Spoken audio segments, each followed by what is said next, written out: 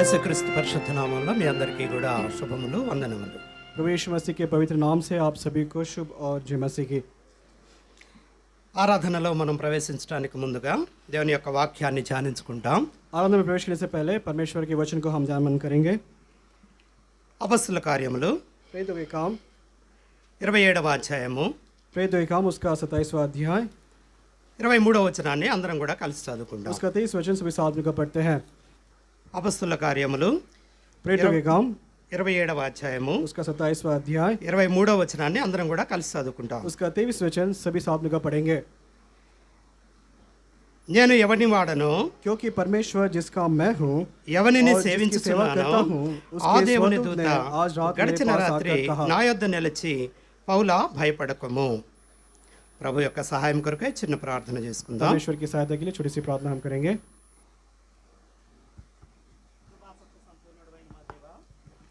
కృపా సత్య సంపూర్ణుడైన మా దేవ, ఘనమైన మా తండ్రి, నిత్యుడగు దేవ, పరిశుద్ధుడా, నీ ఘనమైన పరిశుద్ధమైన నామాన్ని బట్టి నీకే స్తుతులు స్తోత్రములు చెల్లిస్తున్నాం తండ్రి. ఈ రీతిగా నాయన నీ బిడ్డలతో కలిసి నాయన నేను కూడా ఈ దినాన్ని పరిశుద్ధంగా నీ సన్నిధిలో గడపడానికి మీరు మాకు అనుగ్రహించినటువంటి కృపను బట్టి మీకే స్తుతులు స్తోత్రములు చెల్లిస్తున్నాం. నీ ఆరాధనలో మేము ప్రవేశిస్తున్నప్పుడు నీ వాక్యాన్ని మేము ధ్యానించుకొని చుండగా నీ దాసుడిని ప్రేమతో జ్ఞాపకం చేసుకోవాల్సిందిగా వేడుకుంటున్నాం. నీ దాసుడు వ్యర్థుడునైనా ఏమాత్రం యోగ్యత లేనటువంటి వాడు, నీ వాక్యాన్ని ప్రకటించడానికి శక్తి చాలినటువంటి వాడు కాదు తండ్రి. ప్రేమతో జ్ఞాపకం చేసుకోండి, నీ సిలువ చాటును మరుగు చేసుకోండి, నీ గాయపడిన హస్తంతో తాకండి, నీ పరిశుద్ధాత్మ శక్తిని అనుగ్రహించండి. మా మాటలు మా తలంపులు మా చిత్తము కాదు కానీ నీ మాటలు నీ తలంపులు నీ చిత్తంనే ప్రకటించలాగున కేవలము నీ నోటి బూరగా వాడుకుని నీ జీవవాక్యమును మాకు వినిపించవలసిందిగా వేడుకుంటున్నాం. ఈ వాక్యమును విని హృదయంలో భద్రపరుచుకొని ఆ రీతిగా వాక్యపు వెలుగులో నిన్ను ఆరాధించి మహింపరచలాగున నీ కృపను మాకు దయచేయవలసిందిగా వేడుకుంటూ మా ప్రభును రక్షకుడునైన యేసుక్రీస్తు నామంలో ప్రార్థించి వేడుకొనుచున్నాము తండ్రి, ఆమేన్.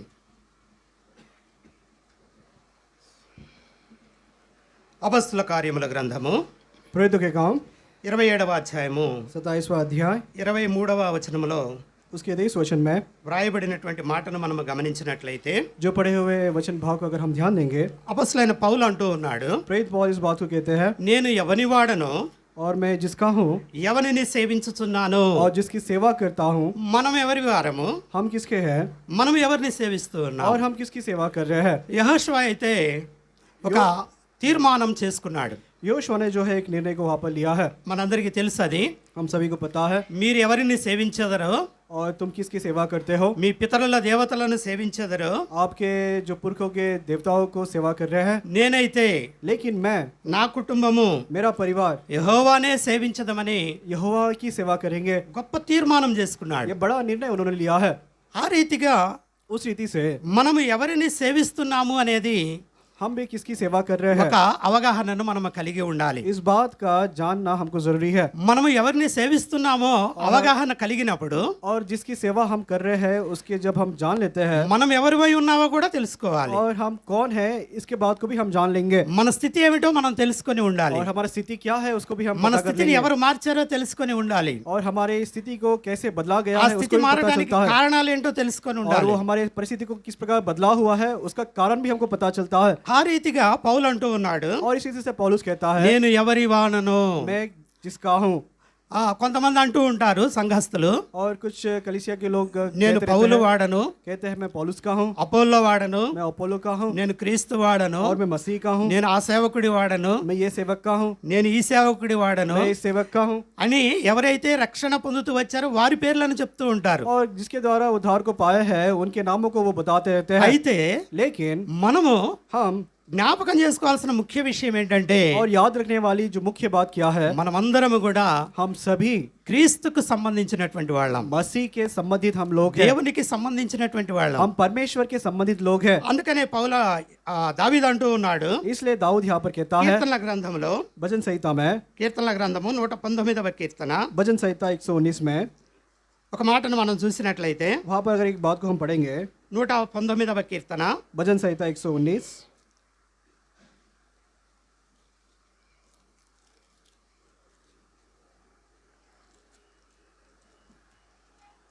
94వ వచనం, उसका 94 वचन, నీ ఉపదేశములను నేను వెతుకుచున్నాను, నేను నీ వాడనే నన్ను రక్షించము.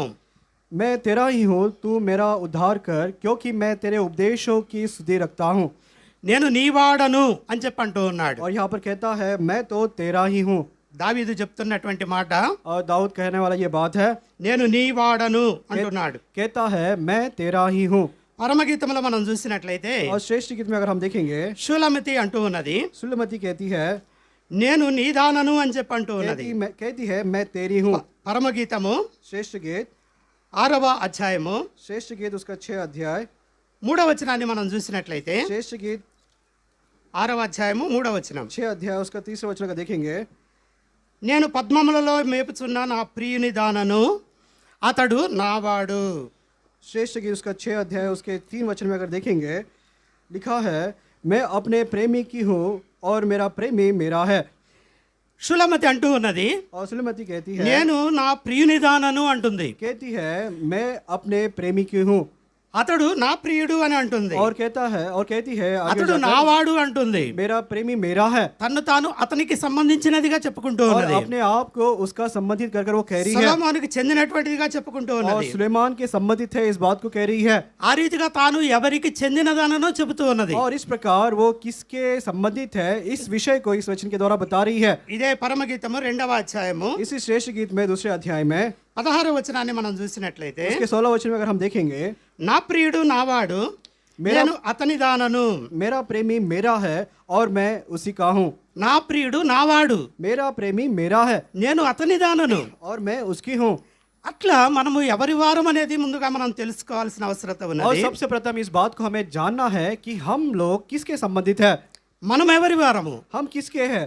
యేసుక్రీస్తు ప్రభువారు అంటూ ఉన్నారు. और प्रभु यीशु मसीह कहते हैं, యోహాను సువార్త यूहन्ना सुसमाचार 17వ అధ్యాయము उसका 17 अध्याय 17వ అధ్యాయము 6వ వచనంలో మనం చూస్తే उसके 6 वचन में अगर हम देखेंगे, 6వ వచనంలో మనం చూసినప్పుడు ప్రభు అంటున్నారు 17 अध्याय 6 वचन में अगर हम देखेंगे, లోకము నుండి నీవు నాకు అనుగ్రహించిన మనుషులకు నీ నామమును ప్రత్యక్షపరిచితిని, వారు నీ వారై ఉండిరి, నీవు వారిని నాకు అనుగ్రహించితివి. 6 वचन, मैंने तेरा नाम उन मनुष्यों पर प्रकट किया है जिसने तूने जगत में से मुझे दिया, वे तेरे थे और तूने उन्हें मुझे दिया और उन्होंने तेरे वचन को मान लिया है. మనమందరము ఎవరి వారమో हम सभी किसी के हैं. ఇక్కడ ప్రభు వారు తెలియజేస్తూ ఉన్నారు. और प्रभु यहाँ पर बता रहे हैं, వారు నీ వారై ఉండిరి అంటున్నారు. और यहाँ पर लिखा है वो तो तेरे थे. మనము దేవుని యొక్క వారమై ఉన్నాం. हम परमेश्वर के संबंधित है. మనందరము కూడా యేసుక్రీస్తు ద్వారా దేవునికి అనుగ్రహింపబడినటువంటి వారంగా ఉన్నాం. और हम सभी जो है प्रभु यीशु मसीह के द्वारा परमेश्वर को अनुग्रह कर दिए गए हैं. ఆ రీతిగా మనము దేవునికి అనుగ్రహించబడినటువంటి వారం, और इस रीति से हम परमेश्वर को अनुग्रह किए गए लोग हैं. దేవునికి చెందినటువంటి వారం. परमेश्वर के हम लोग हैं, उसके संबंधित है. ఆ రీతిగా మనము దేవుని వారం అయినప్పుడు మనం ఏమి చేయాలో మనకి దేవుడు తెలియజేస్తూ ఉన్నాడు. अब हम परमेश्वर के संबंधित है, इस बात को हम जान लिए हैं, तो हमें आगे चलकर क्या करना है पौले ये मंटू- परमेश्वर ने हमको प्रकट किया है.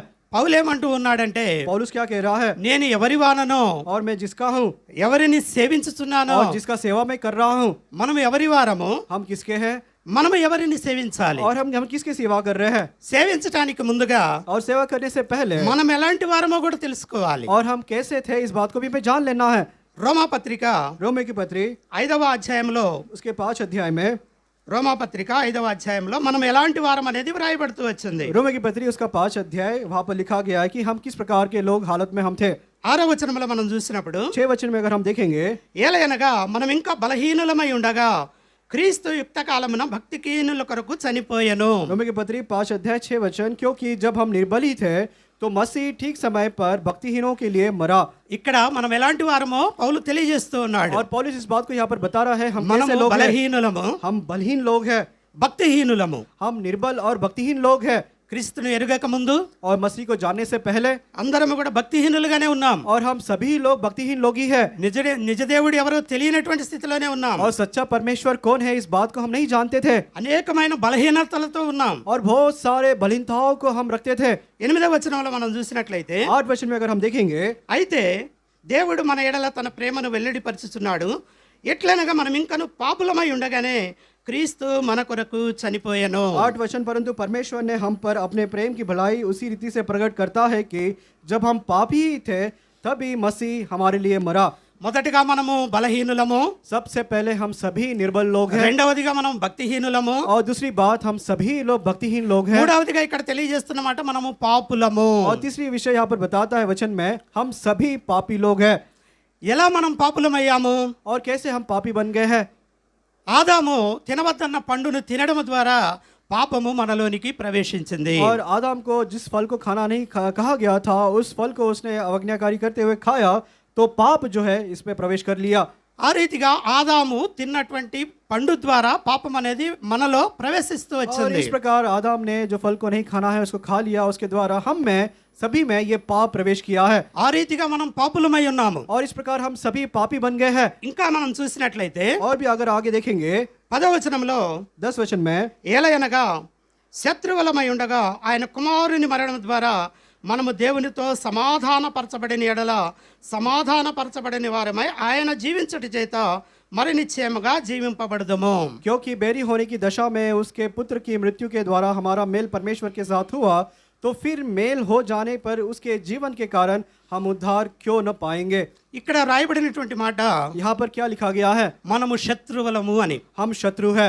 ఎవరికి శత్రువులము? हम किसके शत्रु है? దేవునికి శత్రువులము. हम परमेश्वर के शत्रु है. దేవుణ్ణి ఎరుగక ముందు और परमेश्वर को न जानने से पहले అటువంటి స్థితిలోనే ఉన్నాం మనం. और इसी प्रकार की स्थिति में हम దేవునికి थे. శత్రువులుగానే ఉన్నాం. हम परमेश्वर के शत्रु थे. శత్రువు అనగానే మనకు ఒక మాట గుర్తు రావాలి. और शत्रु कहने से ही एक बात को हमको याद आना चाहिए. ఎవరు శత్రువు అంటే మన శత్రువు ఎవరు? और शत्रु कहने से हमारा शत्रु कौन है? సాతాను. शैतान है. సాతాను మన శత్రువు. शैतान ही हमारा शत्रु है. మనకి సాతాను శత్రువుగా ఉన్నప్పుడు और जब हमारा शत्रु शैतान जब बना हुआ था, ప్రభువును ఎరగక ముందు हम परमेश्वर को जानने से पहले మనము దేవునికి శత్రువులుగా ఉన్నాం. हम सभी परमेश्वर के शत्रु बने हुए थे. ఆ రీతిగా और इसी रीति से మన స్థితి ఏమిటంటే हमारा स्थिति कैसा है? బలహీనమైన స్థితి, हम सब निर्बल बलहीन हैं. భక్తిహీనమైనటువంటి స్థితి, हम भक्तिहीन के स्थिति में हैं, పాపులమైనటువంటి స్థితి, और पापी के स्थिति में हैं, శత్రువులమై ఉన్నటువంటి స్థితి. और शत्रु हम बने हुए स्थिति में थे. ఇటువంటి స్థితిలో మనం ఉన్నప్పుడు इस प्रकार के सारी स्थितियों में जब हम थे, మన అపరాధముల చేత, हमारे अपराधों के कारण, మన పాపముల చేత हमारे पापों के कारण, మనము చచ్చిన వారిమై ఉన్నప్పుడు हम मृतक के समान जब थे, దేవుడు మన కొరకు తన ప్రాణాన్ని అర్పిస్తా వచ్చాడు. परमेश्वर ने हमारे लिए उनके प्राणों को दे दिया है. ఎందుకంటే कारण क्या है? మన పోలిక దేవుని పోలిక. कारण क्या है? हमारा जो रूप है वो तन परमेश्वर का स्वरूप- रूप है, తన స్వరూపము చొప్పున, और उसके स्वरूप के తన अनुसार, పోలిక చొప్పున उसके समानता में నరులను చేయదుము రండి అని और आए हम इस मनुष्य को नर को बनाए. దేవుడు परमेश्वर ने నేల మంటితో और इस पृथ्वी के भूमि की मिट्टी से మానవుడిని నిర్మించి मनुष्य को निर्माण कर कर తన నాసిక రంధ్రములలో उसके श्वास के नथनों में జీవవాయువును వదగా जीवन के श्वास को जब फूका, నరుడు జీవాత్మయ్యాడు. और नर जो है, मनुष्य जो है, जीवन का आत्मा उसमें आया. ఆ రీతిగా మనం ఈ దినాన జీవిస్తూ ఉన్నాం. और इसी प्रकार आज के दिन तक जो है इस जीवन को हम रख रहे हैं. దేవుడిచ్చినటువంటి ఊపిరితో జీవిస్తూ ఉన్నాం. और परमेश्वर ने जिस श्वास को दिया है उसी के द्वारा आज भी हम जीवित है. దేవుడిచ్చినటువంటి స్వరూపాన్ని ధరించుకున్న వారం. और परमेश्वर ने दिए हुए उसके समानता के स्वरूप में हम है. ఆ స్వభావాన్ని కూడా మనం ధరించుకోవాలి. और इतना ही नहीं, परमेश्वर के उस स्वभाव को भी हमें धारण करना है. అయితే పాపము వలన మన స్వభావం అనేటువంటిది మారిపోతూ వచ్చింది. लेकिन इस पाप के कारण ये जो सारा स्वभाव हमें था वो पूरा निकल गया है, बदल गया है. ఆ రీతిగా మనం ఇందాక చెప్పుకున్నటువంటి స్థితుల్లో మనం ఉంటూ వచ్చాం. और जिस प्रकार हमने इस बातों को पहले देखा है, उस प्रकार के सारे स्थितियों में हम बने हुए थे. అయితే దేవుడు ప్రేమ కలిగినటువంటి వాడు, लेकिन परमेश्वर बहुत ही प्रेमी में తన परमेश्वर है. బిడ్డలను విడిచిపెట్టేటువంటి వాడు కాదు. उसके बच्चों को नहीं छोड़ने वाला ऐसा परमेश्वर है. తన బిడ్డలను తన కొరకు ఏర్పరచుకున్నటువంటి వాడు. और परमेश्वर ने उनके बच्चों को, संतानों को उसके लिए उसने चुना हुआ है. మీరు మీ సొత్తు కాదు, వెల ఇచ్చి కొనబడినటువంటి వారు. और कहा है कि तुम अपने नहीं है, अपने मिरास नहीं है, क्योंकि परमेश्वर ने तुम्हें लहू देकर, दाम देकर आपको खरीदा है. తన రక్తాన్ని మన కొరకు ధారపోసి మనల్ని ఏర్పరచుకున్నటువంటి వాడు. और उसके लहू को हमारे लिए पूरी तरह से बहाकर हमारे लिए उसने हमको उसके लिए चुना है. ఆ రీతిగా మనం ఎవరి వారము అంటే और इस प्रकार हम किसके हैं? యేసుక్రీస్తుకు చెందినటువంటి వారం. अब हम सभी प्रभु यीशु मसीह के संबंधित लोग हैं. ఆయన రక్తం చేత కొనబడినటువంటి వారం. उसके लहू के द्वारा खरीदे हुए हम लोग हैं. ఆయన రక్తం చేత కొనబడడానికి ముందుగా और उसके लहू से ఆయన మన लेने से కొరకు पहले ఏం చేస్తూ వచ్చాడు? उसने हमारे लिए क्या किया है? మనల్ని తన సొత్తుగా చేసుకోవడానికి उसने अपने निज भाग बनाने के लिए ఆయన కొన్ని కార్యములను మన పట్ల జరిగిస్తూ వచ్చాడు. उसने हमारे पक्ष में कुछ कार्यों को उसने किया है. ఆ కార్యాలను మనము కొన్ని ధ్యానించుకునే వారంగా ఉంటాం. और उस कार्य को कुछ बातों में हम ध्यान करेंगे। యెహెజ్కేలు గ్రంథము एजगेल की किताब 16వ అధ్యాయము एजगेल की किताब उसका 16वां अध्याय 16వ అధ్యాయము एजगेल की किताब उसका 16वां अध्याय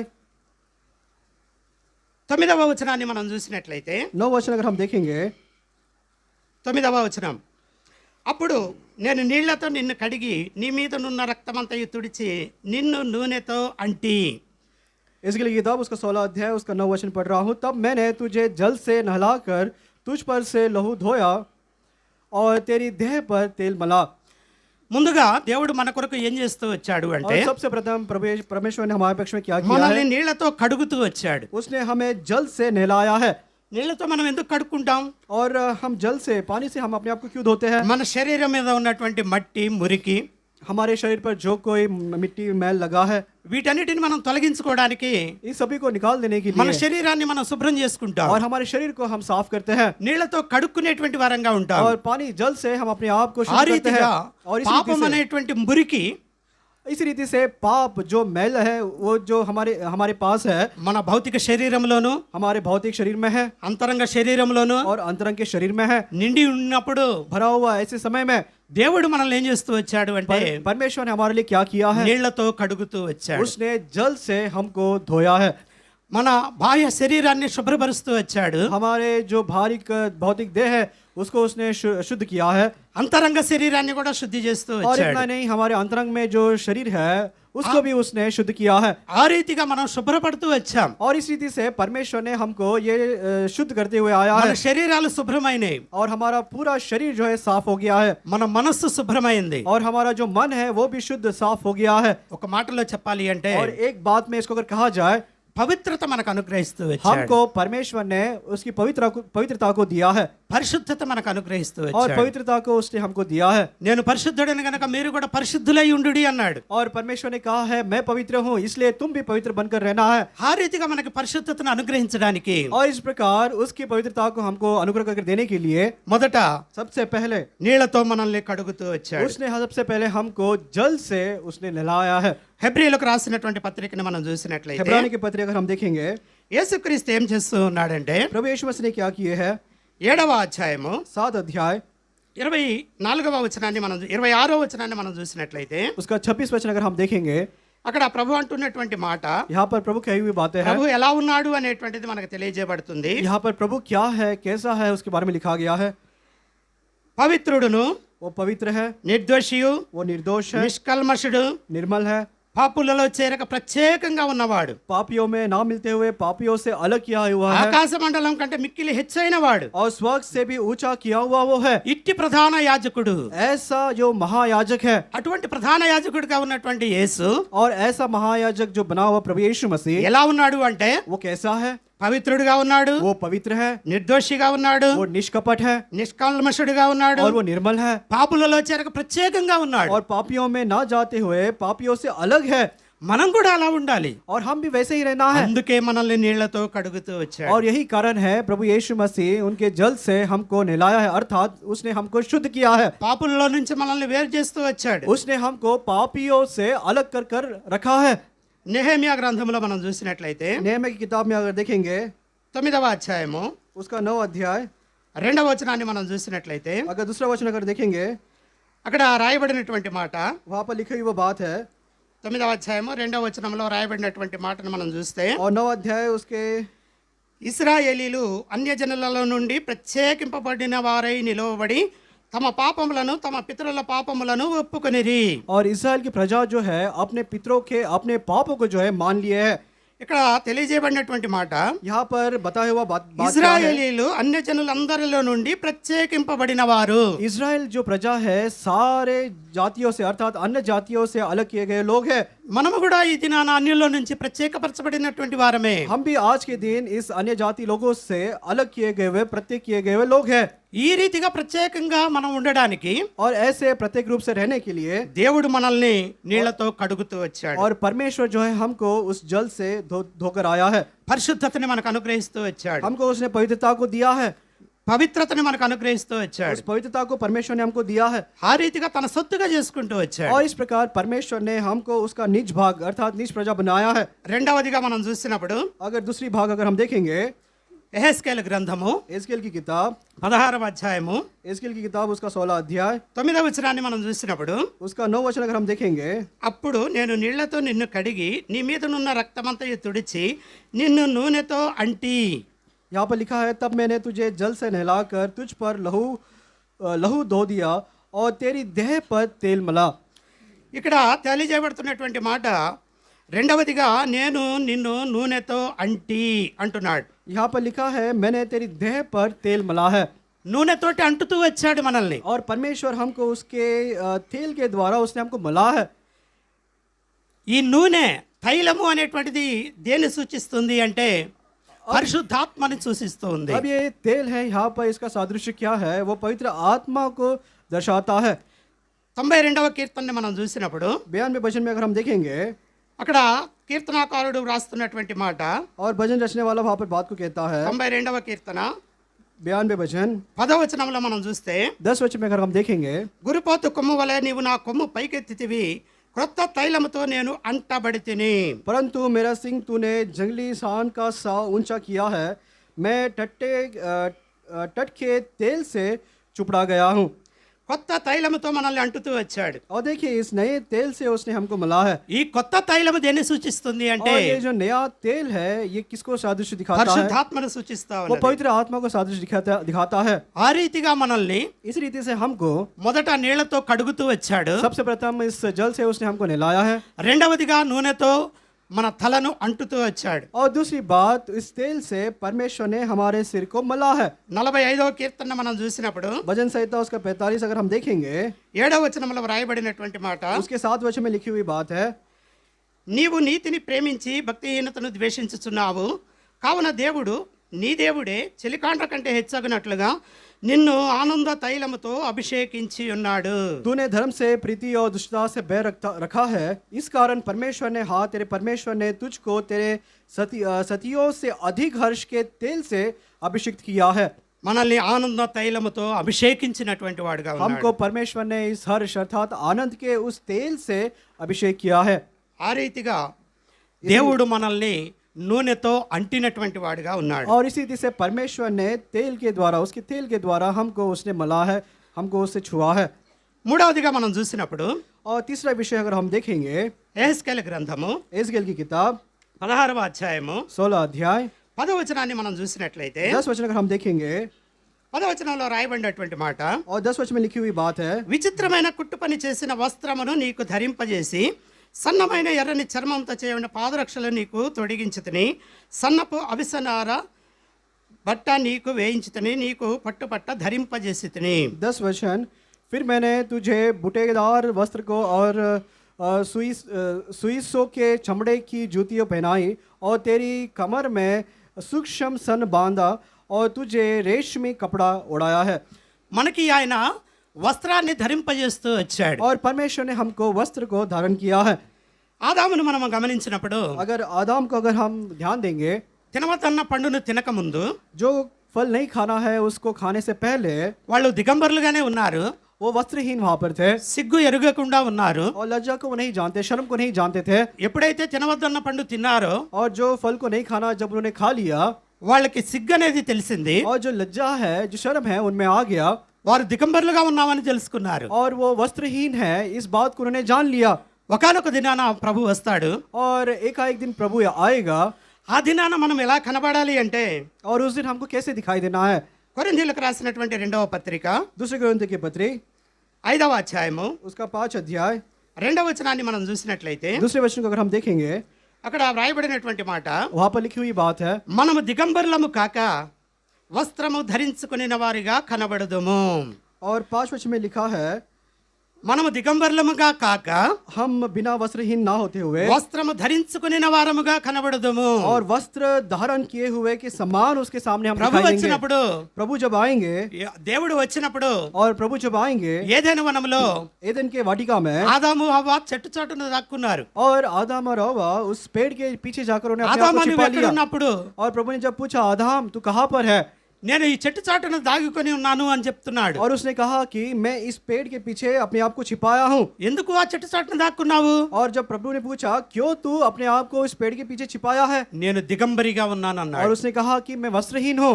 నువ్వు దిగంబరిగా ఉన్నావని ఎవరు నీకు చెప్పారు? और प्रभु ने बोला कि तू नंगा है अर्थात वस्त्रहीन है, तुझे किसने बताया? తినవద్దన్న పండు తిన్నావా? क्या तूने जिस फल को नहीं खाना है उस फल को तूने खा लिया है क्या? దేవుని ఆజ్ఞను అతిక్రమించావా? क्या परमेश्वर के आज्ञा को तूने उल्लंघन किया है?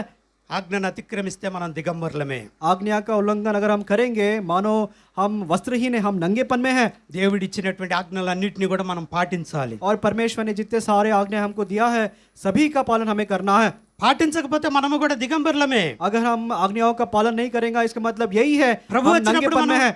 ప్రభు వచ్చినప్పుడు ఆ రీతిగా మనం దిగంబరులుగా కనబడకూడదు. और जब प्रभु यीशु मसीह आएंगे उस समय उसके सामने इस प्रकार इस नंगेपन के हालत में, वस्त्रहीनता की हालत में हमें नहीं रहना है, ఆ విధంగా మనం ఉండకూడదని और ऐसा नहीं हमें रहना है। इसके దేవుడు कारण మనకి వస్త్రాలను ధరింపజేశాడు. यही कारण है परमेश्वर ने, प्रभु यीशु मसीह ने हमको इस वस्त्र को धारण किया है। యెషయా గ్రంథాన్ని మనం చూసినట్లయితే यशायाह की किताब को अगर हम देखेंगे 61వ అధ్యాయము उसका 61 अध्याय 10వ వచనంలో మనం చూస్తే उसके 10 वचन में अगर देखेंगे దేవుడు మనకి ఏ వస్త్రాన్ని ధరింపజేశాడో తెలియజేయబడుతుంది. और वहाँ पर लिखा गया है कि परमेश्वर ने हमको किस वस्त्र को हमको धारण किया है। 61వ అధ్యాయం 10వ వచనం. भजन सही समझ आता हूँ। यशायाह की किताब उसका 61 अध्याय उसका 10 वचन है। శృంగారమైన పాగా ధరించుకున్న పెండ్లి కుమారుని రీతిగాను ఆభరణములతో అలంకరించుకున్న పెండ్లి కుమార్తె రీతిగాను ఆయన రక్షణ వస్త్రములను నాకు ధరింపజేసి ఉన్నాడు, నీతి అను పైబట్టను నాకు ధరింపజేసి ఉన్నాడు.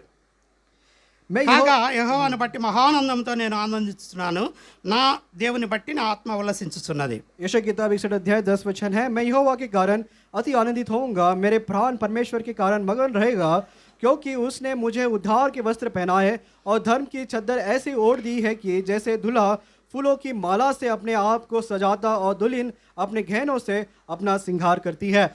ఇక్కడ దేవుడు తెలియజేస్తున్నటువంటి మాట రక్షణ వస్త్రాలను మనకు ధరింపజేస్తూ వచ్చాడు. यहाँ पर परमेश्वर हमसे कही हुई बातें इस वचनों के द्वारा ये है कि ఎప్పుడైతే परमेश्वर ने हमको उसके उद्धार के वस्त्र को पहनाया है। ఎప్పుడైతే దేవుడు మనల్ని ఎన్నుకున్నాడో, जब परमेश्वर ने हमको चुना है, తన సొత్తుగా చేసుకుంటూ వచ్చాడు, जब परमेश्वर ने हमको उसका निज भाग बनाया है, తన ప్రజలుగా ప్రత్యేకపరచుకుంటూ వచ్చాడు, और जब परमेश्वर ने उसकी प्रजा के समान हमको अलग किया है, రక్షణ వస్త్రాన్ని మనకు ధరింపజేశాడు.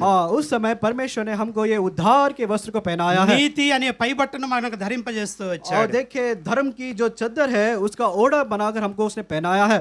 ఆ రీతిగా మనము వస్త్రాలను ధరించుకున్నాం. और इस प्रकार परमेश्वर के उस उद्धार के वस्त्र को हमने पहना है, దేవుడిచ్చినటువంటి రక్షణ వస్త్రాలను ధరించుకున్నాం. और परमेश्वर ने दिए हुए उस उद्धार के वस्त्र को हमने पहना है।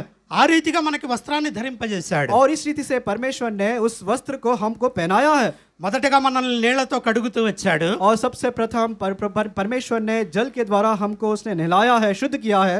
రెండవదిగా నూనెతో మనను అంటుతూ వచ్చాడు. और दूसरी बात उसके तेल के द्वारा हमको उसने मला है। మూడవదిగా మనకి వస్త్రాన్ని ధరింపజేస్తూ వచ్చాడు. और तीसरा परमेश्वर ने उस उद्धार के वस्त्र को हमको पहनाया है। ఇవన్నీ ఎందుకు చేసుకుంటూ వచ్చాడు? अब ये सारे काम परमेश्वर ने क्यों किया है? మనల్ని ఆయన వారిగా చేసుకోవడానికి. कारण यही है कि परमेश्वर हमको उसका बनाना चाहता है। ఆయన వారిగా చేసుకోవడానికి ఆయన యొక్క ఉద్దేశం ఏమిటి అంటే, और परमेश्वर हमको उसका बनाना चाहने का उद्देश्य क्या है? నా మహిమ నిమిత్తము నేను నిర్మించిన జనులు అంటున్నాడు. और कहता है कि मेरे महिमा के लिए निर्माण किया हुआ ये मेरे जन है। ఆ రీతిగా మనం ఆయన ప్రజలము. और इस प्रकार हम परमेश्वर के लोग हैं।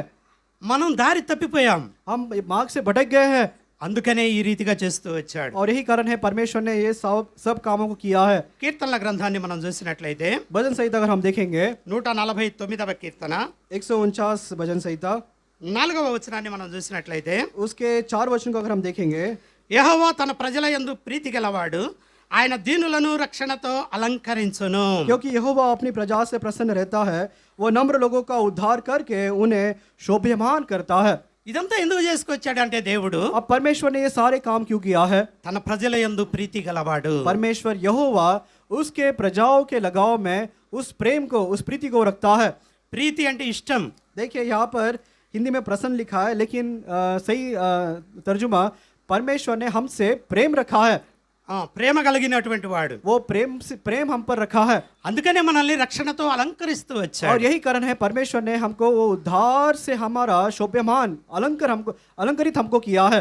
మరొక మాటను మనం చూసినట్లయితే और एक बात को अगर हम देखेंगे, ఎహెజ్కేలు గ్రంథము एजकेल की किताब 16వ అధ్యాయము एजकेल की किताब उसका 16 अध्याय 13వ వచనాన్ని మనం చూసినట్లయితే उसके 13 वचन को अगर हम देखेंगे, 13వ వచనం, ఇలాగూ బంగారుతోనూ వెండితోనూ నేను నిన్ను అలంకరించి సన్నపు అవిసనారయు పట్టును విచిత్రపు కుట్టుగల బట్టలను ధరింపజేసి గోధుమలను తేనెయు నూనెయు నీకు ఆహారముగా ఇయ్యగా నీవు మిక్కిలి సౌందర్యవతి అయి రాణియగునంతగా అభివృద్ధి నొందితివి. एजकेल की किताब उसका 16 अध्याय उसका 16 वचन में लिखा गया है, तूने अपने वस्त्र लेकर रंग बिरंगे ऊंचे स्थान बना लिए और उन पर व्यभिचार किए हुए 13 क्षमा चाहता हूँ मैं, 13 वचन है, तेरे आभूषण सोने चांदी के और तेरे वस्त्र सूक्ष्म सन रेशमा और बूटेदार कपड़े के बने, फिर तेरा भोजन मैदा मधु और तेल हुआ और तू अत्यंत सुंदर वरन रानी होने के योग्य हो गई। గోధుమలను మనకు ఆహారముగా ఇస్తూ వచ్చాడు, और देखिए गेहूं को हमको आहार को दिया है, తేనెయు ఆహారముగా ఇస్తూ వచ్చాడు, और मधु को हमको आहार के नाई दिया है, నూనెయు ఆహారంగా ఇస్తూ వచ్చాడు. और तेल को भी परमेश्वर ने आहार के रूप में हमको दिया है। ఇవన్నీ మనకు ఆహారంగా అనుగ్రహిస్తూ अब వచ్చాడు. ये सारे बातें परमेश्वर ने हमको भोजन के रूप में दिया है, ఈ ఆహారము ద్వారా और इस भोजन के द्वारा మనం ఎలా ఉన్నాము అంటే अब हम कैसे हैं, సౌందర్యవతులుగా ఉన్నాం, अब हम पूरे तरह से सौंदर्य बन गए हैं, సౌందర్యవంతులుగా ఉన్నాం. अब हम सब सुंदर बन गए हैं। ఎలా అంటే రాణి అగునట్లుగా, और कैसे सुंदर बन गए, अर्थात मानो कि हम सब रानी बन गए हैं రాజు అగునట్లుగా, और राजा बनने के नाई।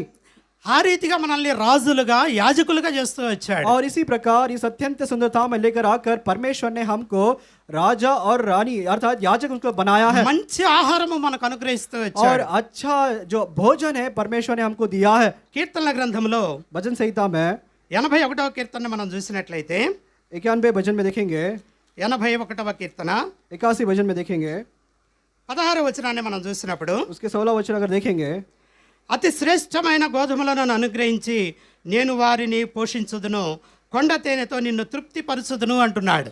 16 वचन, मैं उनको उत्तम से उत्तम गेहूं खिलाता और मैं चट्टान में के मधु से उनको तृप्त करता।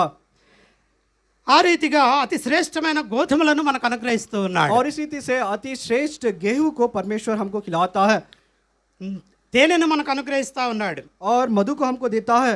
ఎలాంటి తేనె అంటే और ये किस प्रकार का मधु है, 19వ కీర్తన మనం చూసినప్పుడు, 19 भजन अगर हम देखेंगे, 19వ కీర్తన 19 भजन अगर देखेंगे, 10వ వచనంలో రాయబడినటువంటి మాట, उसके 10 वचन में लिखी हुई बात है, అక్కడ ఆ దేవుడు తేనె ఎటువంటి తేనె అనేది మనకు చూపిస్తూ ఉన్నాడు और అంటే, परमेश्वर वहां पर वचन में लिखा है वो किस प्रकार అవి का मधु బంగారు है। కంటెను విస్తారమైన మేలిమి బంగారు కంటెను కోరదగినవి, జుంటి తేనె కంటెను జుంటి తేనె ధారల కంటెను మధురమైనవి అని తెలియజేస్తూ ఉన్నాడు. 10 वचन में लिखा है, भजन संहिता 19 अध्याय 10 वचन, वे तो सोने से और बहुत कुंदन से भी बढ़कर मनोहर है, वे मधु से और टपकने वाले छत्ते से भी बढ़कर मधुर है। అయితే భౌతికమైనటువంటి ఆహారం కాదు కానీ, लेकिन ये भौतिक शारीरिक आहार नहीं है, ఈ గోధుమలు ఈ తేనె ఈ నూనె కాదు కానీ, और ये गेहूं ये मधु और ये मधु जो है తైల్. तेल इस संसार के संबंधित नहीं है। అయితే దేవుడు తన ఆత్మీయమైనటువంటి ఆహారాన్ని మనకు అనుగ్రహిస్తూ ఉన్నాడు. लेकिन परमेश्वर हमको उसके आत्मिक उस भोजन को बताता है। మనుషుడు రొట్టె వలన మాత్రమే కాదు కానీ, मनुष्य केवल रोटी ही से नहीं, దేవుని నోటి నుండి వచ్చు ప్రతి మాట వలన జీవించును. परमेश्वर के मुख से निकला हुआ हर एक वचन से वो जीवित रहेगा। ఆ రీతిగా తన జీవ వాక్యాన్ని మనకు అనుగ్రహిస్తూ వచ్చాడు. और इस प्रकार परमेश्वर हमको उसके जीवन के वचन को देते आए हैं। అలా దేవుడు తన వాక్యం అనేటువంటి ఆహారంతో మనల్ని పోషిస్తా ఉన్నాడు. और इस प्रकार परमेश्वर इस वचन का जो भोजन है उसे हमको पालन पोषण करते आ रहा है। ఆ పోషణ ఎలా ఉంటుంది అంటే, और ये पोषण कैसा है, దానియేలు షడ్రకు మేషకు అబేద్నెగోల గురించి మనకు తెలుసు. और दानियल शद्रक अबेदनगो के बारे में हमें पता है। వారు రాజులు తినేటువంటి భోజనాన్ని వద్దని చెప్పారు. और उन्होंने जो राजा भोजन खा रहा है उसको नकारा है, సాధారణమైన కాయగూరల భోజనమే తిన్నారు. और साधारण जो सब्जी का जो भोजन है वो उन्होंने मांगा है। కొన్ని దినాల తర్వాత చూస్తే और थोड़े दिन के बाद अगर जब देखते వీళ్ళు हैं, ఎంతో సౌందర్యంగా బలంగా కనబడతా ఉన్నారు. और ये सारे तीनों लोग बहुत ही सौंदर्य और बलवंत दिखाई दे रहे हैं। రాజులు తినే ఆహారం కంటే కూడా और राजा जो भोजन करता है उससे बढ़कर ఈ ఆహారం వాళ్ళలో తేజస్సును కలుగజేస్తూ और వచ్చింది. ये जो भोजन है साधारण उनके चेहरे में उनके जीवन में उस तेज को लेकर आया है. దేవుడిచ్చినటువంటి ఆహారం. यह परमेश्वर ने दिया हुआ भोजन है. ఆ రీతిగా దేవుని ధ్యానములో వాళ్ళు గడుపుతూ ఉన్నారు. और इस प्रकार परमेश्वर के ध्यान मनन में अपने समय को बिता रहे हैं. ఎప్పుడైతే మనం దేవుణ్ణి ధ్యానించేటువంటి వారుగా ఉంటామో, जब हम परमेश्वर के वचन को ध्यान करते हैं ఆ వాక్యాన్ని మనం ధ్యానించే వారుగా ఉంటామో, और उस वचन को जब ध्यान मनन हम करते हैं మనల్ని కూడా రాజులు రాణులుగా సౌందర్యవతులుగా చేస్తానంటున్నాడు. तब परमेश्वर ये बात को कहता है कि हमको भी परमेश्वर राजा रानी इसके अति सुंदरता में लेकर आएगा. తాను ఎన్నుకున్నటువంటి బిడ్డలు ఎలా ఉండాలో దేవుడు కోరుకుంటా ఉన్నాడు. और परमेश्वर इस बात की चाह रख रहा है कि चुने हुए उसके जो संतान है वो किस प्रकार रहना चाहिए. ఆ రీతిగా इस रीति से ఇర్మియా గ్రంథాన్ని మనం చూసినట్లయితే इर्मिया की अगर हम देखेंगे 15వ అధ్యాయము उसका 15 अध्याय 16వ వచనాన్ని మనం చూసినట్లయితే, उसका 16 वचन अगर हम देखेंगे ఇర్మియా గ్రంథము 15వ అధ్యాయము 16వ వచనం.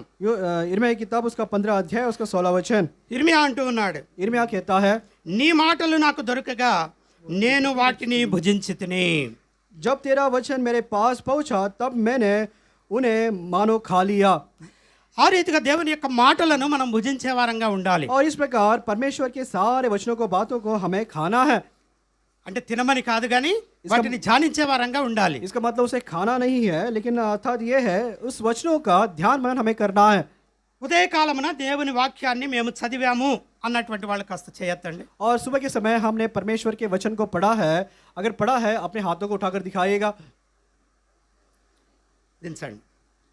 చాలా కొద్ది మంది మాత్రమే చేతులు ఎత్తుతూ और వచ్చారు. थोड़े लोग हैं जो अपने ये सुबह के समय परमेश्वर वचन को पढ़कर आए हैं. ఏలియాకి ఒక రొట్టె చిన్న మాంసపు ముక్క ఇచ్చి और एलिया को छोटा सा रोटी एक रोटी और छोटा सा मांस का टुकड़ा जब लेकर ఎంతో दिया गया, ప్రయాణం నీ ముందు ఉంది అన్నప్పుడు और जब कहा गया तेरे सामने बहुत लंबी यात्रा है, ఆ ఆహార బలము వలన उस भोजन के बल के द्वारा 40 దినాల పాటు ప్రయాణిస్తూ వచ్చాడు. 40 दिन तक उसने उस यात्रा को किया है. మనం తీసుకునే ఉదయకాలమున ఆహారము और सुबह के समय जो आहार भोजन हम लेते हैं రోజంతా మనల్ని శక్తివంతులుగా ఉంచుతుంది. पूरे दिन भर जो है हमको वो बल से भरता है. దేవుని వాక్యాన్ని ప్రతిరోజు ఉదయకాలమున ధ్యానించాలి. और इसलिए परमेश्वर के वचन को हर दिन सुबह के समय हमें ध्यान मनन करना है. మనకు ఆహారంగా దాన్ని అనుగ్రహిస్తూ వచ్చాడు. और परमेश्वर ने इस वचन को हमको एक भोजन के समान खाने के समान उसने हमको दिया है. నీ మాటలు నాకు దొరకగా నేను వాటిని భుజించితిని అంటున్నాడు. और यहाँ पर लिखा है इस वचन में कि जब तेरा वचन मेरे पास आया उसको मानो मैंने खा लिया है.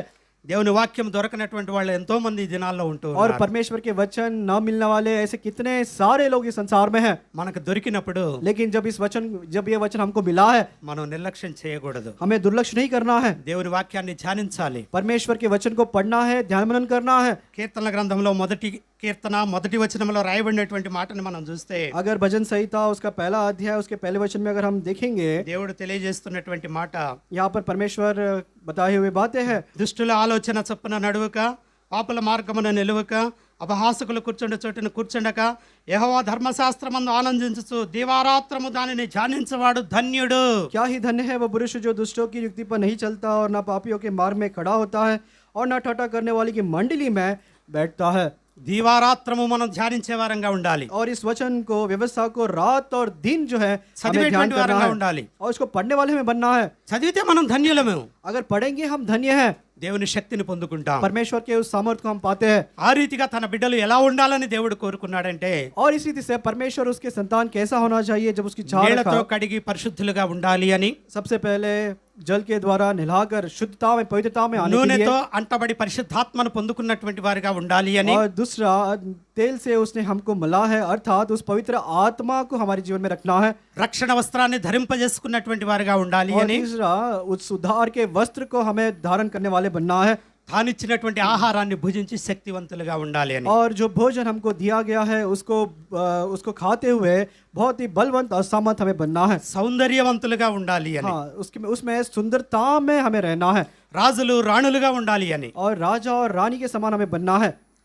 ఇందాక మనం చదువుకున్న ఒక మాట, और इससे पहले हमने एक वचन को पढ़ा है. శృంగారమైన పాగా ధరించుకున్న పెండ్లి కుమారుని రీతిగా. और सुंदर जो पहनाव जो दुल्हन ने पहना है और अपने आप को शोभायमान किया है उसके समान ఆభరణములతో అలంకరించబడిన పెండ్లి కుమార్తె రీతిగా और सारे गहनों के द्वारा अपने आप को अलंकृत की हुई दुल्हन के समान ఆ రీతిగా మనం ఉండాలని దేవుడు और उस रीति కోరుకుంటున్నాడు. से हम रहना है, ये परमेश्वर चाहता है। అందుకనే తన సొత్తుగా చేసుకుంటూ और వచ్చాడు. यही कारण है परमेश्वर ने हमको उसके निज भाग को बनाया है। చివరిగా మనం మరొక మాటను చూసినట్లయితే और आखिरी में और एक भाग को अगर हम देखेंगे, ఏస్కేలు గ్రంథము एस्केल की किताब 16వ అధ్యాయము 16 अध्याय 12వ వచనాన్ని మనం చూసినట్లయితే 12 वचन को अगर हम देखेंगे, నీ చెవులకును ముక్కునకును పోగులను నీ తలకు కిరీటమును పెట్టించితిని. फिर मैंने तेरे नाक में नथ और तेरे कानों में बालियाँ पहनाया और तेरे सिर पर शोभामान्य मुकुट धरा। మన తలకు ఆయన కిరీటం పెడుతూ వచ్చాడు. हमारे सिर पर उसने मुकुट को धारण किया है। కిరీటం ఎవరు పెట్టుకుంటారు? और ये मुकुट कौन धारण करता है? రాజులే పెట్టుకునేది, राजा ही रखते हैं రాణులే పెట్టుకునేది. और केवल रानियां रखते हैं। ఆ రీతిగా మనల్ని రాజులుగా రాణులుగా और इसी तरह से हमको राजा और रानी बनाकर మన తలకు ఆయన కిరీటం పెడుతూ और వచ్చాడు. हमारे सिर पर उसने इस मुकुट को रखा है, మనల్ని ఏర్పరచుకొని हमको चुना है కిరీటాన్ని ధరింపజేస్తూ వచ్చాడు. और इस मुकुट को पहनाया है। ఆ కిరీటము ఏ కిరీటము అంటే अब ये मुकुट कौन सा मुकुट है? కీర్తనల గ్రంథము 65వ కీర్తన भजन संहिता 65 11వ వచనాన్ని మనం చూసినట్లయితే 11 वचन को अगर हम देखेंगे, సంవత్సరమును దయా కిరీటముగా నీకు ధరింపజేసి ఉన్నాను అంటున్నాడు. लिखा है कि अपनी भलाई से भरे हुए वर्ष पर तूने मानो సంవత్సరాన్ని మనకు దయా కిరీటంగా ధరింపజేస్తూ వచ్చాడు. मुकुट रखा है। नए साल का, नए वर्ष का जो दया का मुकुट उसने धारण ఆ किया है। కిరీటము దయా కిరీటం. और ये मुकुट क्या है? ये दया का मुकुट है। సంవత్సరం మనకి ధరింపజేస్తా ఉన్నాడు. और साल भर साल परमेश्वर हमको ये धारण कर रहा है। సజీవులుగా మనల్ని ఉంచుతూ వస్తూ ఉన్నాడు. परमेश्वर हमको जीवित रखा है ఆ రీతిగా దేవుడు మనల్ని సజీవులుగా ఉండాలి అని కోరుకుంటూ ఉన్నాడు. और इसी तरह से परमेश्वर चाहता है कि हम इस प्रकार हमेशा जीवित बने रहे। ఆదాము హవ్వలను आदम और हवा को ఏదైనా వనములో ఉంచి उस एदन के वाटिका में रखकर తోట మధ్యలో ఉన్న రెండు చెట్లను చూపించి और बगीचे में रखे हुए, वाटिका में रखे हुए 2 पेड़ों को दिखाकर, ఒకటి జీవ వృక్షము, और एक जीवन का वृक्ष है రెండవది మంచి చెడ్డల తెలివినిచ్చేటువంటి వృక్షము, और दूसरा अच्छा और बुरा ज्ञान देने वाला वो वृक्ष ఆ है। రెండింటిని చూపించి और वो दोनों को दिखाकर మంచి చెడ్డల తెలివినిచ్చు వృక్ష ఫలాన్ని మీరు తినకూడదు అన్నాడు. और कहा कि अच्छा और बुरा विवेक देने वाला ये जो फल का पेड़ है तुम्हें नहीं खाना है। జీవ వృక్ష ఫలాన్ని తినకూడదని చెప్పలేదు. और जीवन के वृक्ष के फल को खाना है करके ऐसा कुछ बताया नहीं। ఆదాము అయితే ఆ పండుని తిన్నాడు కానీ దీన్ని తినలేకపోయాడు. और आदम जो है उस फल को तो नहीं खा पाया, लेकिन ये अच्छे बुरे का जो फल है उसको उसने खा लिया। ఒకవేళ జీవ వృక్ష ఫలాన్ని తిన్నట్లయితే अगर जीवन के वृक्ष के फल को अगर उसने खा लिया होता, దేవుని యొక్క చిత్తాన్ని నెరవేర్చేవాడే. परमेश्वर की इच्छा को वो पूरा किया होता है। దేవుని యొక్క చిత్తం ఏమిటి? परमेश्वर का इच्छा क्या है? మనము నిత్య జీవం పొందుకోవాలనే. हम इस अनंत काल के जीवन को पाना है। ఆ పండు తిన్నట్లయితే నిత్యము జీవించేవారమే మనం. और इस फल को अगर हमने खा लिया अथवा तो वहां पर खा लिया होता तो अनंत काल के जीवन को हम पा लिए होते। ఆ పండు తినకుండా और वो फल को न खाते हुए మంచి చెడ్డలు తెలివినిచ్చే పండుని తిన్నందువలన और जो अच्छा और बुरा विवेक देने जो बताने वाला फल को खाने के द्वारा మరణం అనేటువంటి దాన్ని మనం కోరుకున్నాం. और मृत्यु को छा लिया है, हमने छा लिया है। యోహాను సువార్త 3వ అధ్యాయము यूहन्ना सुसमाचार 3 अध्याय 16వ వచనాన్ని మనం చూసినట్లయితే अगर 16 वचन देखेंगे, తెలిసిందే మనందరికీ కూడా इस वचन भाग को हम सभी जानते हैं। దేవుడు లోకమును ఎంతో ప్రేమించను, పరమేశ్వరుని కాగా ఆయన తన అద్వితీయ కుమారునిగా పుట్టిన ఆయన యందు విశ్వాసం ఉంచ ప్రతివాడును నశింపక నిత్య జీవము పొందునట్లు ఆయనను అనుగ్రహించను. क्योंकि परमेश्वर ने जगत से ऐसा प्रेम किया कि उसने अपने इकलौता बेटा दे दिया ताकि जो कोई उस पर विश्वास करता है वह नष्ट ना हो परंतु अनंत काल का जीवन पाए। దేవుడు మనల్ని ప్రేమించాడు, परमेश्वर ने हमसे प्रेम किया है, తన కుమారుని మనకు అనుగ్రహిస్తూ उसके వచ్చాడు. पुत्र को हमको अनुग्रह कर दिया है। ఎందుకు అనుగ్రహించాడు అంటే क्यों अनुग्रह कर दिया है? నిత్య జీవాన్ని మనం పొందుకోవాలనే. अनंत काल के जीवन को पाने के लिए। నిత్య జీవము చేయాలంటే, నిత్య జీవం పొందుకోవాలంటే నేనేం చేయాలి అని అడుగుతూ వచ్చాడు ఒక ధనవంతుడు. और एक धनवान व्यक्ति पूछते आया कि अनंत काल के जीवन को अगर मुझे पाना है तो मुझे क्या करना है? దేవుని ఆజ్ఞలన్నీ పాటించు అన్నాడు. और प्रभु ने कहा कि सारे परमेश्वर की आज्ञाओं का पालन तू कर। ఇవన్నీ నేను చిన్నప్పటి నుంచే పాటిస్తున్నాను అన్నాడు. और उसने कहा कि ये सारे बातों का, आज्ञाओं का बचपन से ही मैं पालन कर रहा అయితే हूँ। నీకొకటి కొదువుగా ఉన్నది, लेकिन प्रभु ने बोला कि तुझ में एक कमी है। నీ ఆస్తిని అమ్మి నన్ను వెంబడించు అన్నాడు. प्रभु ने कहा कि तेरे सारे संपत्ति को बेचकर मेरे पीछे हो ले।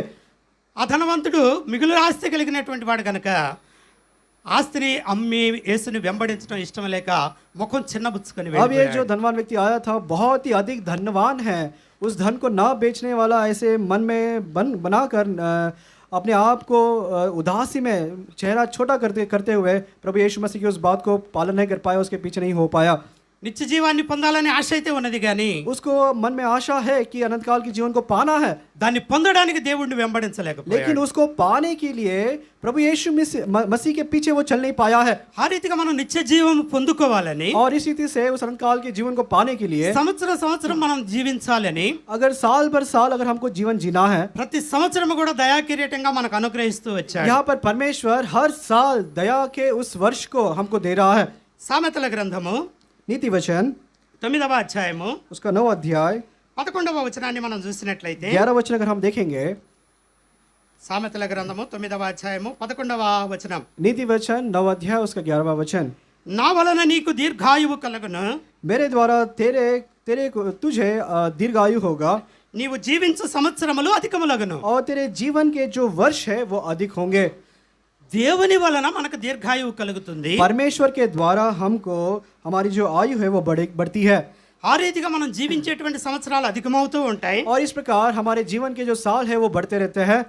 ఆ రీతిగా మనం జీవించాలని, और इस प्रकार हम जीवन जीना है దీర్ఘాయువు పొందుకోవాలని, और इस लंबे उम्र को पाना है, అనేక సంవత్సరములు మనం జీవించాలి అని और अधिक साल तक हम जीवित रहना है। దయా కిరీటం అనే దాన్ని మనకు ధరింపజేస్తూ వచ్చాడు. परमेश्वर इसके लिए उस दया के मुकुट को हमको देता है। సహోదరుడు ఒక మాట చెప్తూ వచ్చాడు. और भाई एक बात को कहते आए हैं, జార్జ్ సహోదరుని యొక్క 70వ జన్మదినాన్ని మనం జరుపుకున్నారు అని చెప్పి, और उन्होंने बताया कि भाई जॉर्ज जो है उनके 70वें जन्मदिन को मना रहे हैं। ఆ రీతిగా 70 సంవత్సరాల పాటు దేవుడు తనను కాపాడుతూ వచ్చాడు. और 70 साल परमेश्वर ने इस प्रकार उनको बचाते आए हैं। దీర్ఘాయువును అనుగ్రహిస్తూ వచ్చాడు. परमेश्वर ने उनको जो आयु बढ़ाई है, నీవు జీవించు సంవత్సరములు అధికములగును అని చెప్పి చెప్తూ और వచ్చాడు. यहाँ पर कहता है तेरे जीवन के वर्ष अधिक होंगे। ఆ రీతిగా సంవత్సరం అనే దయా కిరీటాన్ని మనకు ధరింపజేస్తూ और इस వచ్చాడు. प्रकार परमेश्वर ने नए साल को दया के मुकुट के समान दिया है। ఆయన ధరింపజేసినటువంటి కిరీటము ఎలాంటిది అంటే, उसने जो मुकुट को धारण करवाया है वो कैसा मुकुट है पता है? కీర్తనల గ్రంథం మనం చూసినట్లయితే भजन संहिता अगर हम देखेंगे, 21వ అధ్యాయము 21వ కీర్తన भजन संहिता उसका 21 अध्याय 3వ వచనాన్ని మనం చూసినట్లయితే, उसका 3रा आयत अगर देखेंगे, శ్రేయస్కరమైన ఆశీర్వాదములతో నీవు అతనిని ఎదుర్కొనుచున్నావు, అతని తల మీద అపరంజి కిరీటము నీవు ఉంచి ఉన్నావు. क्योंकि तू उत्तम आशीष देता है उसे क्षमा चाहता हूँ, क्योंकि तूने उत्तम आशीष देता हुआ उसे मिलता है और तू उसके सिर पर कुंदन का मुकुट पहनाता है। అపరంజి కిరీటము, देखिए ये आशीषों का मुकुट है। బంగారు కిరీటాన్ని మన తల మీద ధరింపజేస్తూ क्षमा వచ్చాడు. चाहता हूँ, कुंदन का जो मुकुट है अर्थात सोने का मुकुट जो है वो हमें पहनाता है। అంతేకాదు కానీ उतना ही नहीं, కీర్తనల గ్రంథం 8వ కీర్తనలో మనం చూస్తే भजन संहिता उसके 8 अध्याय में देखेंगे, 5వ వచనంలో మనం చూసినప్పుడు, 8 अध्याय उसके 5 वचन में अगर देखेंगे, దేవుని కంటే వానిని కొంచెము తక్కువ వానిగా చేసి ఉన్నావు, మహిమ ప్రభావములతో వానికి కిరీటము ధరింపజేసి ఉన్నావు. क्योंकि तूने उसको परमेश्वर से थोड़ा ही कम बनाया है और महिमा और प्रताप का मुकुट उसके सिर पर रखा है। మహిమ ప్రభావములతో కూడిన కిరీటాన్ని మనకు ధరింపజేస్తూ వచ్చాడు. महिमा और प्रताप का जो मुकुट है उसने हमको धारण किया है। దేవుని కంటే కొంచెమే తక్కువైన వానిగా మనల్ని చేస్తూ देखिए వచ్చాడు. यहाँ पर ध्यान दीजिएगा, परमेश्वर से केवल थोड़ा ही कम में उसने हमको बनाया है। ఆ రీతిగా మన తలకు కిరీటాన్ని ధరింపజేస్తూ और इस వచ్చాడు. प्रकार परमेश्वर ने हमको हमारे सिर पर इस दया के मुकुट को महिमा के मुकुट को उसने पहनाया है। ఈ రీతిగా మన కొరకు और इस रीति से परमेश्वर ने हमको దేవుడు ఏం చేస్తూ వచ్చాడు అంటే, परमेश्वर हमको क्या करते हुए आया తన है, సొత్తుగా చేసుకోవడానికి ఏం చేస్తూ వచ్చాడు అంటే, और उसकी निजबात बनाने के लिए परमेश्वर ने क्या किया है? మనము మన పాపముల చేత, हम हमारे पापों के कारण, అపరాధముల చేత हमारे अपराधों के कारण చచ్చిన వారివై ఉన్నప్పుడు मरे हुए हालत में जब थे, మనల్ని విడిచిపెట్టలేదు, हमको उसने छोड़ा नहीं है। మనల్ని జ్ఞాపకం చేసుకుంటూ వచ్చాడు, उसने हमको याद किया है, మనల్ని ప్రేమిస్తూ వచ్చాడు, उसने हमसे प्रेम किया है, క్రీస్తుతో పాటు మనల్ని బ్రతికిస్తూ వచ్చాడు, मसीह के साथ उसने हमको जिलाया है, తన సొత్తుగా చేసుకుంటూ और వచ్చాడు, उसने अपने निज भाग के समान हमें बनाया మనల్ని है। నీళ్లతో కడుగుతూ వచ్చాడు, हमें जल के द्वारा उसने नहलाया है, వస్త్రమును ధరింపజేస్తూ వచ్చాడు, वस्त्र को उसने पहनाया है, నూనెతో అంటుతూ వచ్చాడు, उसके तेल के द्वारा हमको सिर మంచి पर मिलाया है, ఆహారంతో పోషిస్తూ వచ్చాడు, अच्छे भोजन के द्वारा हमारा पालन पोषण किया है, మన తలకు కిరీటాన్ని పెడుతూ और వచ్చాడు. हमारे सिर पर उसने उस मुकुट को रखा है। మన తలకు అపరంజి కిరీటము, బంగారు కిరీటాలను ధరింపజేసినటువంటి ఆయన, और हमारे सिर पर कुंदन के मुकुट अर्थात उस सोने के मुकुट को जब ఆయన उसने తల మీద पहनाया ఏ है, కిరీటాన్ని పెట్టుకున్నాడు? लेकिन उसके सिर पर उसने कौन से मुकुट को धारण किया है? యోహాను సువార్త यूहन्ना सुसमाचार 19వ అధ్యాయము, उसका 19 अध्याय, యోహాను సువార్త 19వ అధ్యాయం 2వ వచనాన్ని మనం చూసినట్లయితే, यूहन्ना सुसमाचार उसका 19 अध्याय उसके दूसरे वचन को अगर हम देखेंगे, సైనికులు ముండ్లతో కిరీటమును అల్లి ఆయన తల మీద పెట్టి दूसरे वचन में लिखा है सिपाहियों ने कांटों का मुकुट कूद कर उसके सिर पर रखा। ఎక్కడి నుంచి వచ్చిన ఈ ముళ్ళు? अब ये कांटे कहाँ से आए हैं? ఆదాము పాపము చేసినప్పుడు और आदम ने जब पाप किया నీ నిమిత్తము నేల శపించబడి ఉన్నది, और कहा कि तेरे कारण ये पृथ्वी ये भूमि शापित किया गया ఈ है, భూమి ఇక మీదట నీకు ముళ్ళ పొదలను గచ్చ పొదలను మొలిపిస్తుంది అన్నాడు. और यहाँ पर लिखा है कि अब तेरे द्वारा ये पृथ्वी भूमि जो शापित किया गया है केवल मुళ్ళతోటి कांटे కిరీటమును उटकटारे वही उत्पन्न करेगा। ఆ ముళ్ళతోటి కిరీటమును అల్లి और ये सारे कांटों के द्वारा उस मुकुट को बनवा कर యేసుక్రీస్తు తల మీద పెడుతూ వచ్చారు. और प्रभु यीशु मसीह के सिर पर उन्होंने रख दिया है। నీకు నాకు దేవ కిరీటాన్ని, అపరంజ కిరీటాన్ని, మహిమా ప్రభావంతో కూడిన కిరీటాన్ని ధరింపజేసిన ఆయన परमेश्वर ने जो हमको जीवन का मुकुट, महिमा और कुंदन, सोने का मुकुट जो पहनाया हुआ है, ऐसा परमेश्वर हमारे लिए जो किया है वो अभी क्या कैसे हालत में है? ఆయన తల మీద ముళ్ళ కిరీటం ధరింపజేసుకున్నాడు. उसने अपने सिर पर इस कांटे के मुकुट को पहन लिया है। యోహాను సువార్త 19వ అధ్యాయము यूहन्ना सुसमाचार उसका 19 अध्याय 5వ వచనాన్ని మనం చూసినట్లయితే 5 वचन को अगर हम देखेंगे, ఆ ముండ్ల కిరీటమును ఊదారంగు వస్త్రమును ధరించిన వాడై యేసు వెలుపలికి రాగా పిలాతు ఇదిగో ఈ మనుష్యుడు అని వారితో చెప్పెను. 5 वचन, तब यीशु कांटों का मुकुट और बेंचनी वस्त्र पहने हुए बाहर निकला और पिलातुस ने उसे कहा, देखो यह पुरुष। ఆయన ఇదిగో ఈ మనుష్యుడు అని చెప్పి చెప్తున్నటువంటి ఆ దేవుని కుమారుడు और यहाँ पर पिलातुस जब कहता है कि देखो ये पुरुष है, अर्थात जो परमेश्वर का पुत्र है, నీ కొరకు నా కొరకే ముండ్ల కిరీటాన్ని ధరిస్తూ వచ్చాడు. आपके लिए मेरे लिए इस कांटों के मुकुट को उसने पहना है। మనము వస్త్రహీనులుగా కనబడకూడదని ఆయన ఊదారంగు వస్త్రాలు ధరించిన వాడుగా ఉన్నాడు. हम वस्त्रहीन न बने इसी कारण वो बेंजी रंग के वस्त्र उसने पहन लिया ఆయన है। కాళ్ళకు చేతుల్లో మేకులు కొట్టబడుతూ వచ్చినాయి. उसके हाथों में पैरों में कीड़े टोके गए हैं పక్కలో బల్లెపు పోటు పొడవబడుతూ వచ్చింది. और उसके पसली पर जो बाला है वो चुभोया गया है। వీటన్నిటి ద్వారా తన రక్తాన్ని ఆయన కారుస్తూ వచ్చాడు. और इसके द्वारा उसने अपने सारे लहू को बहा दिया है। ఆ రక్తాన్ని మన మీద ప్రోక్షిస్తూ వచ్చాడు. और वो लहू को परमेश्वर ने हम पर प्रोक्षित किया है మనకు రక్షణను అనుగ్రహిస్తూ వచ్చాడు. और हमको उद्धार अनुग्रह कर दिया है। తన రక్తం ద్వారా మనల్ని కొంటూ వచ్చాడు. और उसके लहू के द्वारा उसने हमको खरीदा है తన సొత్తుగా చేసుకుంటూ और వచ్చాడు. उसके निज भाग हमको बनाया है। ఎవరి వారమై ఉన్నాం మనము? हम किसके लोग थे? క్రీస్తు వారమై ఉన్నాం. अब हम मसीह लोग हैं। ఎవరిని సేవించాలి మనం? और किसकी सेवा में करना है? క్రీస్తుని సేవించాలి. मसीह की सेवा करना है। ఆ రీతిగా इस रीति से ఈ సమయంలో इस समय में మన కొరకు हमारे लिए ఈ రీతిగా చేసినటువంటి ఆ ప్రభువును और इस रीति से किए हुए उस परमेश्वर కొద్ది సమయం పాటు మనము ఆరాధించి ఘనపరిచి మహింపరిచే వారంగా ఉందాం. और कुछ समय के लिए परमेश्वर की आराधना, उसकी महिमा, उसकी आदर हम करेंगे।